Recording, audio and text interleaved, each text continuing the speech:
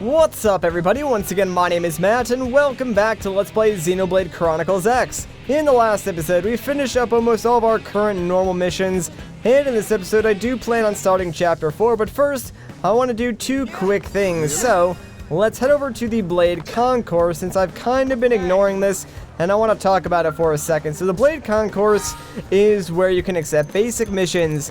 Now these are fairly simple missions, most of them are like bounty or gathering missions, and they're good to do for like some quick affinity, extra cash, or some easy experience, but they aren't too entertaining. So my plan right now is to do like most of these missions off screen since my main goal for this LP is to focus more on the main story anyways. But I did want to give you guys a heads up and show this off in case, you know, maybe you didn't know about it or you never actually like took time to look at it. Anyways, now that that is done, the last thing I want to do is take on the only other mission left in our queue, which is the Senicula Assault mission we got from Connor a very long time ago. And now that I think we're high enough level and we have like 4 people in our party, we should be able to take this guy out no problem. So let's fast travel over to where it is. This is like to the west gate, I believe. Yeah, and that's the closest fast travel point I have right now to him. There is technically a probe site like right next to him looking at the map, but we can't really plant that probe right now, I don't believe. So yeah, we're going to do a little bit of walking, but it's not too bad. So we'll be there in a couple of seconds. Also, between videos, I did do a tiny bit of leveling. I think I went from like a level 11 to now level 13, and I did that for like one basic reason. Not because like I needed it for this specific mission, because the Senicula we could have taken out ourselves when we were level 11 with all these guys in our party, but the boss of chapter 4 is level 16, so there was really no way that I was going to level up to be anywhere close to that between now and when we actually go and fight the boss. So I figured I'd take some time, level up, you know, once or twice, and yeah, I'm not gonna go through there because those guys are totally gonna see me. But like I was saying, I took some time to level up twice just to make it so by the time we should reach like the next major boss, we should be relatively close to an even playing field. Like I might be, you know, 14 or 15, but at least that's better than, you know, say 13 to 16 where I would probably just get like wrecked almost instantly. Anyways, though, the Senicula we need to fight is right in front of us, so let's just walk up to it and take it on, shall we? Oh, and actually, while leveling up, I think I got like 2 or 3 new arts, so I'll explain those once we get into a battle. And speaking of which, what do you say we take out all these other enemies around the Senicula just so they don't get in our way while we're fighting him? Anyways, I think this green art is actually new. It's called Power Dive. Basically, this grants us a buff called Supercharge, and while we're actually using this art, we get 100% evasion. So if we time it just right, we can avoid a lot of damage by executing that specific art during like the attack animation of an enemy that we're fighting. So try and keep that in mind. Let's go and take out this guy very quick as well. Now, the other 2 arts are the leftmost art and the rightmost art. So the leftmost art is something called Tornado Blade. It basically deals like weapon damage, and then if you use it in combination with an aura, it will boost like the amount of tension points that you gain, I believe. Then we have the rightmost art, which is Furious Blast. This again just deals weapon damage, but it will deal bonus damage if used in like melee combos. So you can kind of see already how all of these arts sort of work together in this class. Like, there's a very unique pattern or way that you can execute them to deal the most damage and use them the most effectively. Now, whether or not that will happen in battle is sort of up to you, because obviously all of your arts have varied cooldowns, which makes them a little bit harder to combo together. So what I like to do is separate my arts out into like 2 or 3 different sections, if you will. Like, never at any point do I try to like combo all my arts together, because that usually doesn't work. Like, obviously you can deal a lot of damage all at once, but then everything's on cooldown and you'll be doing basic attacks for a long time. So sort of what I do is I combo like 2 or 3 arts into one combo, and like that'll deal a decent amount of damage. Then while those guys are on cooldown, I'll focus on like other arts that I can combo with each other. Then I'll do that. And then lastly, there's like a third group that I usually do for like soul voices or like buffing, and I use those while everything else is on cooldown. By the time I'm usually done with that, some of the arts that I use at like the beginning of the fight should be coming off cooldown, so I can sort of just like rinse and repeat the process. So instead of doing like a ton of burst damage all at once, I have like damage coming out over time. And like, yes, there are some problems with that strategy. Like sometimes I won't exactly get the cooldown timings completely accurate, so there will be points where I'm sort of just like sitting there waiting for things to come off cooldown, doing normal auto attacks. But I mean, it's sort of what's been working for me right now. So if you guys have any better strategies, please let me know. Trust me, I want to get like really good at the combat in this game, and from what I know, which isn't a whole lot, by the way, I still feel like I have a lot to learn, and there's other things that I could do to make, you know, my battle more efficient and deal more damage. So yeah, I'm willing to learn, guys, especially if you know a lot about Xenoblade and like the battle in general. Please fill me in. Anyways, though, done with that. His last chunk of health went down like very quickly, so must have been because he was toppled and like someone used a art that did bonus damage or something like that. Whatever, though. Now that we're done here, let's make our way back to New LA. That way we can go to our Blade Barracks and start the Chapter 4 storyline. I'm actually very excited because there's been a lot of time since like we finished Chapter 3, and now we're finally starting Chapter 4. In case you guys are wondering, though, there are 12 total story chapters in this game, but of course, you can expect like each of the later ones to get like longer and longer. They're not gonna all be like as quick as they have been. So oh, you know what? Actually, we need to put Lynn in our party, so yeah, let's go do that very quickly. I think we can actually continue to have Gwen and Irina in our party, but I kind of want to get rid of at least one of them right now. So let's drop Irina, because I think Gwen has a higher HP and does more damage, so we'll keep Gwen for now, add Lynn to our party, then we'll start Chapter 4. So hello, Lynn. If you're not busy just like standing there next to that pot, we've got some work to do, so let's go and add her to our party. Oh, you know what, actually, I just remembered, there is another character in Chapter 4 that we can add to our party, so let's take Gwen out of our party. That way there's room for this new character that we will meet. He is like level 15, so yeah, it's worth having him along too, but we should be good to start Chapter 4 now, so let's do it, guys. Oh man, I wonder what's gonna happen this time. The Gangilian Menace. Here we go.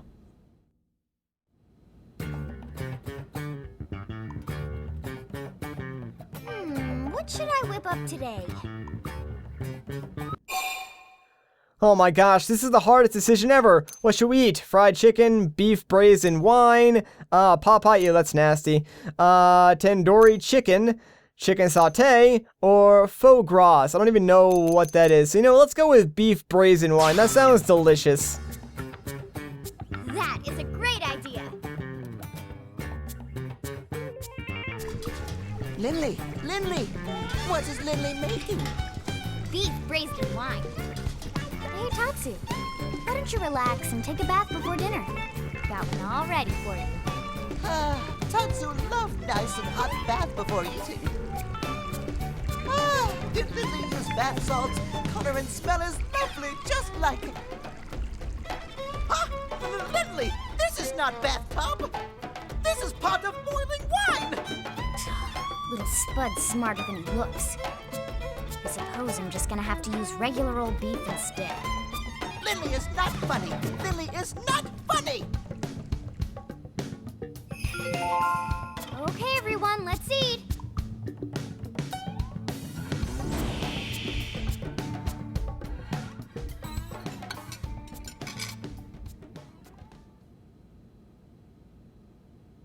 Man, oh man, delicious. Lucky thing I happen to be in the neighborhood. You say that every time, Commander, but you always arrive as we're setting the table. Oh, you don't say.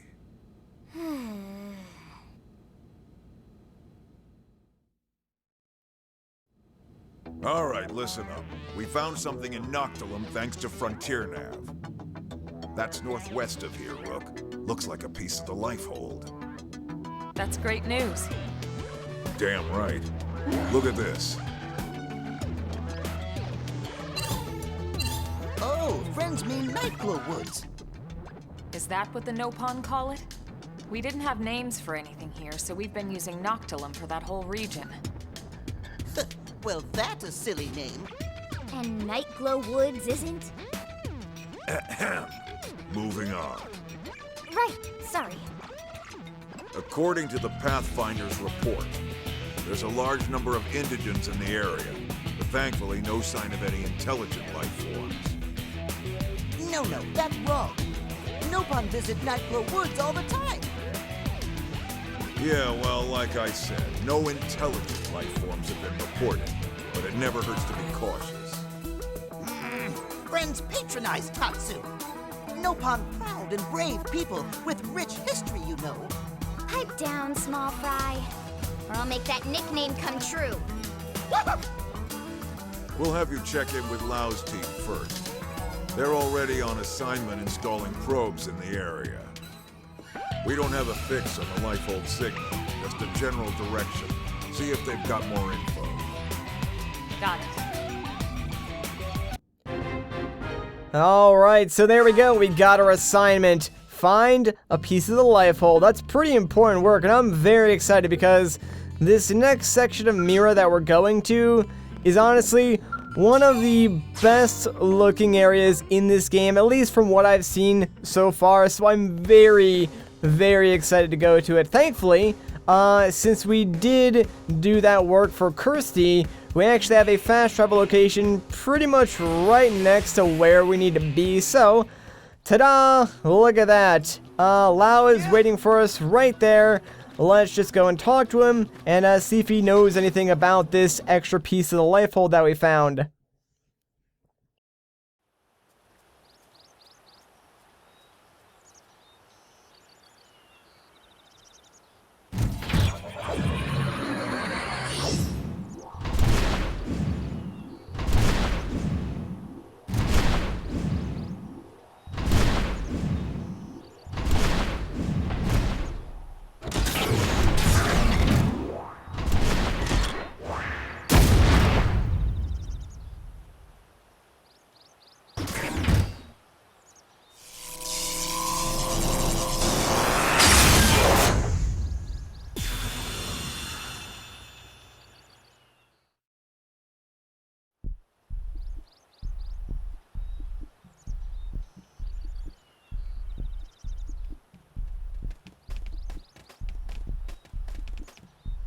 Hey, look who it is. Lau, it's been a while. It has. Are you going to introduce me to your friends? Where's Danny and Boris? These are my new team members. As for Danny and Boris, we had a bad run-in with a powerful indigent. They didn't make it. I see. Hey, look. I'm sorry. I hadn't heard. It's okay. And what's up with this onion thing? You using it for rations or something? Tatsu not onion or ration. Tatsu is Nopon, brave and distinguished people with long history on Mira. It talks. Where'd you find this thing? Rescued him. He was about to become lunch for some prone, these hostile Xenos we ran into. He's agreed to serve as our guide here. Wow. Okay. And you? What's your story? Are you really as young as you look? Sure am. 13 years old inside and out. I'm Lin-Lee Koo. Well, hello, Lin-Lee Koo. You must be something to be able to make Elma's team at 13. All right. What about you? Alright, so we can accommodate and introduce ourselves, or we can hesitate and insist he introduce himself first. Let's just be nice, why not? I'm Lao Huang. I head up Pathfinder Team Belisarda. Good to meet you. You've got an interesting crew here, but they seem capable enough. I chose them personally. I figured. So, I heard Nelson's whole team got wiped out by some nasty new Xenos. Is that true? Yeah, those prone I mentioned. We're not sure if they're the ones that destroyed Earth, but their tech certainly seemed advanced enough. Really? We better watch our backs. By the way, we picked up a Lifehold signal in the direction of Noctilum. Have you or your crew come across anything? Where? Around here? I take it the answer is no. Yeah, this is the first I've heard of it. We bumped into another team and they didn't mention it either. I see. All right. We were hoping your team might have a lead or some more info, but no such luck, huh? Well, thanks anyway. We should go.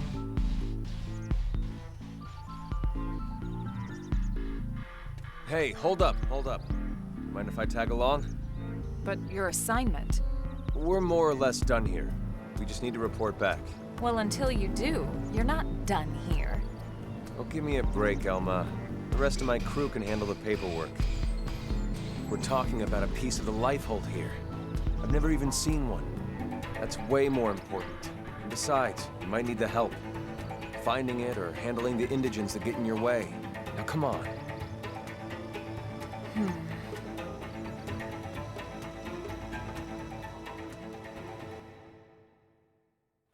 Oh, come on, Alma. Be nice to the poor guy. He's gonna tell us about how to make Frontier Nav, like, more useful and stuff like that. Alright, and Lynn's gonna tell us about, like, AMs and how we can create augments and stuff like that. Pretty useful information, but we don't really need to know it right now. Also, Lau can now finally join our party. So, you know what? Let's talk to him. I kind of want him to join our party and tag along for this mission as well. I mean, having a fourth person is going to make things a little bit easier, as you can imagine. Plus, he is level 15, so that's pretty cool. Alright, so now that we've got Lau in our party, let's get going then. We can leave Primordia and enter this new section of Mira, Noctilum. It's actually a pretty cool name. I'm really glad that we're going there in the daytime too, because it's so colorful. Like, you guys are going to be amazed once we get through this cave. Like, just watch. Look at this area, man. Isn't it, like, just gorgeous? Like, I don't know, man. There's something about this area that I love just oh so much. Just like the bright, vivid colors, the scenery, everything is so huge. There's a lot of scary indigents in here as well, so you're going to want to watch out for those. Like, they do tend to sneak up on you a lot, just like falling from the sky or popping up out of the ground. So we're probably going to be getting into a lot of battles more frequently. Like before in Primordia, I would just kind of like walk around enemies. But now that we're here in Noctilium, the enemies are sort of going to get the drop on us and force us into battles more frequently than, you know, we've been in battles before, which isn't really a bad thing. Like, I'm totally fine with getting into battles now since, well, we're sort of like well on our way to becoming a strong character. Like before, you know, around Primordia, we were kind of like weak. We could die like very, very easily, whereas now we're sort of like on the same level as a lot of these indigents. So I'm not really too afraid when they pop out and attack us, since we should be able to hold our own relatively well now. But that's not to say you should drop your guard. Like, you should still be pretty cautious while going through here. Like, this is a new area, which means you're going to encounter a lot of new things, new enemies, stuff that's pretty dangerous, especially since, like I said, a lot of the stuff in here likes to sneak up on you. And holy crap, look at that guy. It's like a freaking tree deer. Like, that's scary in its own. So yeah, you gotta watch out for all that stuff. And there are a lot of hostile, high-level monsters in here as well. So while a lot of the stuff that will sneak up on you is like low enough to deal with when it happens, you gotta watch out for like the high level stuff that's nearby, because if they see you or they walk up close to you while you're in battle, they're gonna join in too, and they will literally just destroy you. On top of that, since like this entire area is unexplored to us, of course, we're gonna stumble across some new Frontier Nav probe sites, different field actions that we can complete, and of course there are a couple of people here who may have some quests for us. So very quickly, let's just complete this field action, then we'll go talk to that guy and figure out what his problem is, help him out, and accept his mission, although we won't make it our main objective. You're human, good! If I can run into a blade all the way out here, I guess my luck hasn't completely conked out. Anyway, I could use some help on an outfitter assignment. What do you say? Alright, let's just agree to help him, why not? We came out here on a request from Sakuraba Industries. They wanted us to test out some new Skell weapon on the indigents around here. Everything was going fine until this crazed me fight started attacking. Anyone not inside a Skell was wiped out on the first swipe. Mine was totaled, but at least it kept me alive. Problem is, all that weapon test data is still inside it. The mission came straight from Misobi, Sakura's chief engineer. I'd feel like a total amateur if I let him down. But now that you've shown up, I may have a way out of this.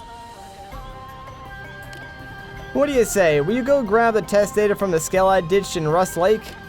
I'll give you everything Sakuraba paying us. That's how much it means to me. Alright, well, that sounds like a good deal to me, so let's accept that mission, but we'll take it on a little bit later. Thank you and good luck. I'm going to go find a cave to hide in before something big and ugly shows up and eats me. Alright, man, sounds like a plan. You have fun with that. Alright, so now that we got that quest, we'll take care of it probably after we finish up, like, the rest of the main, like, story stuff in Chapter 4, because that is sort of one thing I want to change now that we're getting a little bit later into the game is, like, start focusing, like, on the story while we're taking it on, and then after we're done, like, during the interlude sections, quote-unquote, we'll go through and do, like, any other normal quests that we do have to take care of before we go and take on, like, the next chapter, just so everything's not, like, interrupted and spaced out really weirdly. Anyways, though, now that it's nighttime, yeah, this place is still gorgeous, like, with all the glowing plants and colors, and I don't know, man, I just really love Noctilum. Like, even the music that plays here is fairly nice and relaxing as well. Like, I don't know, there's just, like, certain things aesthetically that's pleasing about this area, and, like, various different other areas in the game as well. Like, I haven't seen every single area of the game just yet. Like, in fact, I've seen 3 of the continents so far, and of the 3 that I've, like, seen, Noctilum is my favorite, but apparently there are, like, better areas later on in the game with, like, better music and stuff like that, so I don't really know yet because I haven't gotten that far on, like, my personal file, but I'm looking forward to it, man, because every area that we've been to thus far has, like, been amazing, and, like, they keep getting better and better, and it just looks, like, gorgeous. Like, I'm so impressed at, like, what they were able to accomplish on the Wii U. Like, yeah, this game does run in 720p at 30 FPS, but, like, still, it looks incredible for what it is and what it's running on. Alright, so we do have another Frontier Nav probe site, so let's just plant this very quickly, then we'll be on our way. There are a couple of probe sites, like, around here that we could go and try to visit, but if I remember correctly, the next, like, nearest one is sort of surrounded by, like, some high-level enemies, so it'd be very risky to run in there and plant the probe without, like, getting caught, so I don't think I'm gonna do that, and instead, just try and, like, advance towards the, next, like, major cutscene area, and make my way towards the boss of Chapter 4, and where we actually need to go. Alright, this is a really crappy situation because no matter where I go, I don't think I can get around these guys. So let's just hope for the best, and gosh dang it. Okay, well, we need to run because that is level 34 and he's going to, like, kill us in literally one hit. So we have to hope he does not attack us then.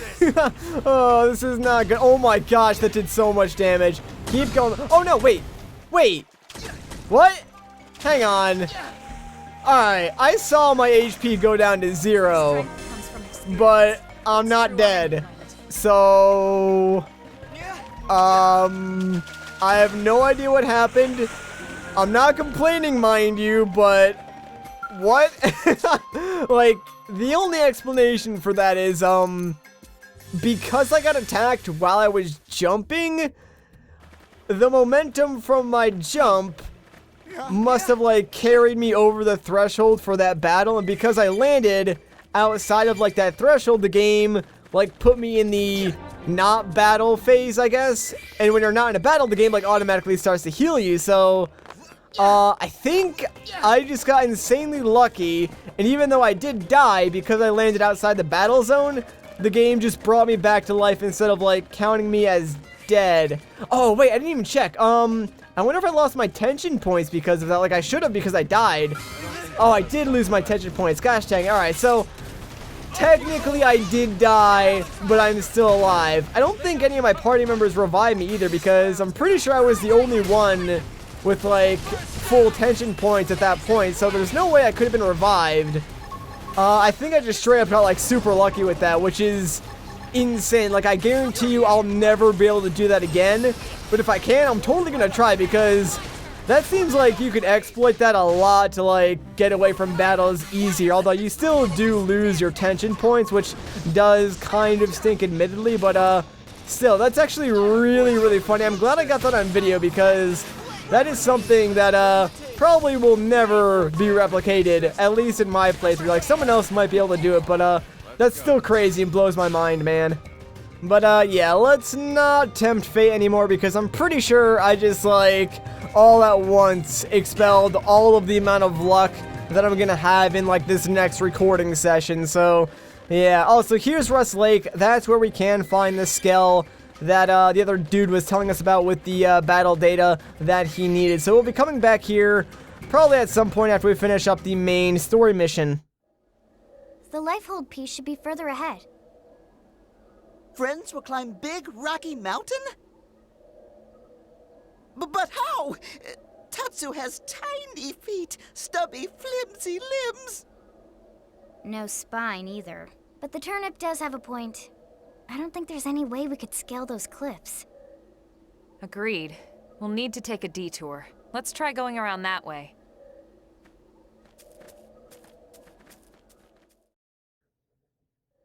Alright, now that does seem like a good idea, but unfortunately for Elma, she doesn't realize that there are some very high level indigents, like, right around this corner. So yeah, if you follow that cliffside, you're gonna have a really bad time. Those white plants, they will pop up and literally kill you, because they're like level 30 something or other. So yeah, we're not gonna walk by those guys, and instead just swim our way across the shore all the way over there, and at least at the end of the day we'll still be alive and one step closer to that piece of the lifehold. Alright, and let's see. Oh dang, we're only level 14. That's actually not too bad, but ideally I'd want to level up at least 2 more times before we get to the boss of this chapter. Like, we are pretty close to where that battle takes place, believe it or not. So yeah, I kind of want to level up 2 more times just so we're on the even playing field of level 16. If I don't, though, like, I still think I would be able to take the boss on no problem. But we might be pushing our luck, and like I said, I really don't want to do that, especially after what just happened. So I might take some extra time, fight some extra enemies here or there, just to try and garner some more experience so we can actually get to that level 16. Although there are going to be like a lot of fights that do happen between now and that boss anyways, so who knows, we might be able to like naturally get all the experience we need anyways, which would be great. So yeah, let's hope for that. Alright, though, we are actually getting close to another Frontier Nav probe site, which is good because I think this one is technically the last major like checkpoint that we'll get to before we go and fight the boss. So if the boss does defeat us, we'll sort of like get sent back around in this general area. So yeah, keep that in mind. By the way, there is something I sort of learned about this game. It does have like a hint of what's the term for it? Like, there's a specific term that's like been coined for it. It's super guide, that's what it is, super guide. So this game does have a hint of the super guide in it. So you know how like recent Mario games or some of the Donkey Kong games, like if you died a certain amount of time, Nintendo would like give you the option to sort of like watch a computer play through it or give you a power-up that pretty much makes you like completely overpowered.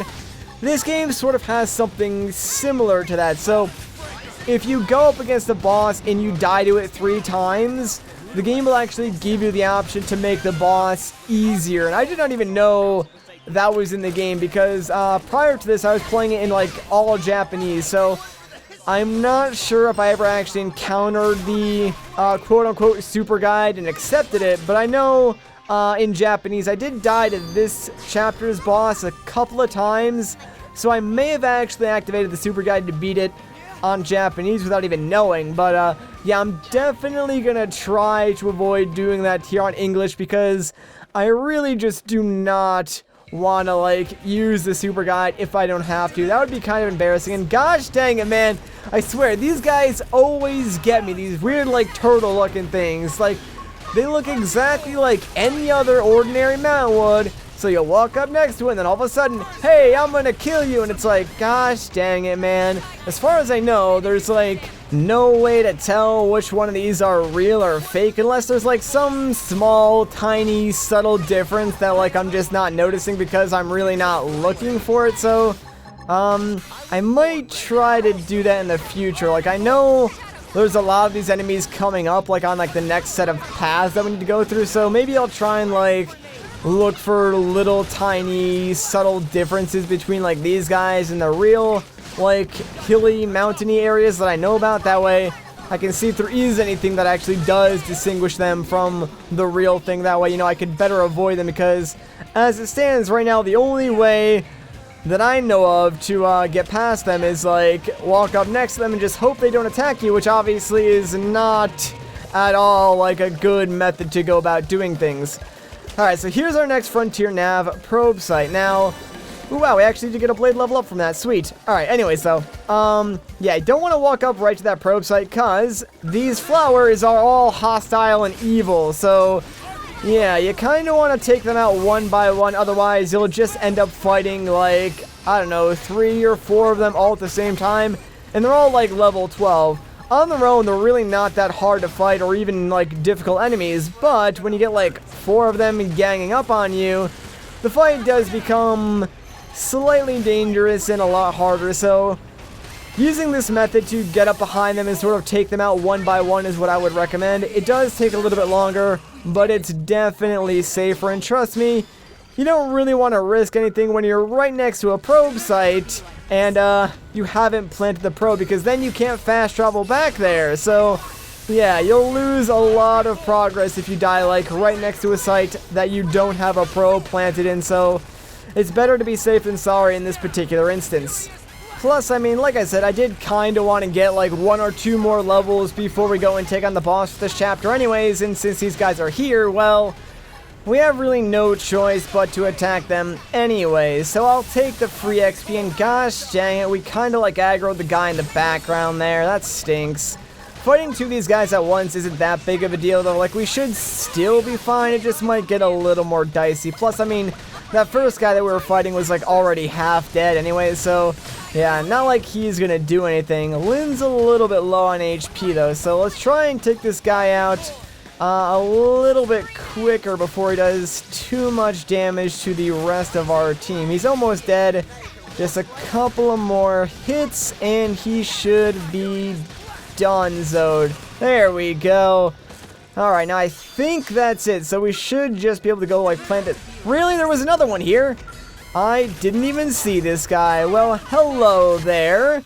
Sad to say, dude, but you're kind of in my way, so I'm just gonna, like, kill you. And if you could go down faster, that'd be great. You're already on half HP, so just keep doing what you're doing, man. Just, like, keep dying. That's perfectly fine with me. If you can do it a little bit faster, actually, that'd be great, because honestly, I just want to plant this dang probe. Like, I've only been trying to do this for, like, I don't know, 4 minutes now, so come on, man. I know you just want to die. There you go. Thank you. Ah, jeez. Now we can finally plant the probe, guys. Ta-da, we did it. Now that that is done, I think that's a good place to end off this video. So if you guys enjoyed this part, a like rating would be greatly appreciated. If you want to see more, consider subscribing. But once again, guys, my name is Matt. Thank you so much for watching, and I'll catch you in the next one.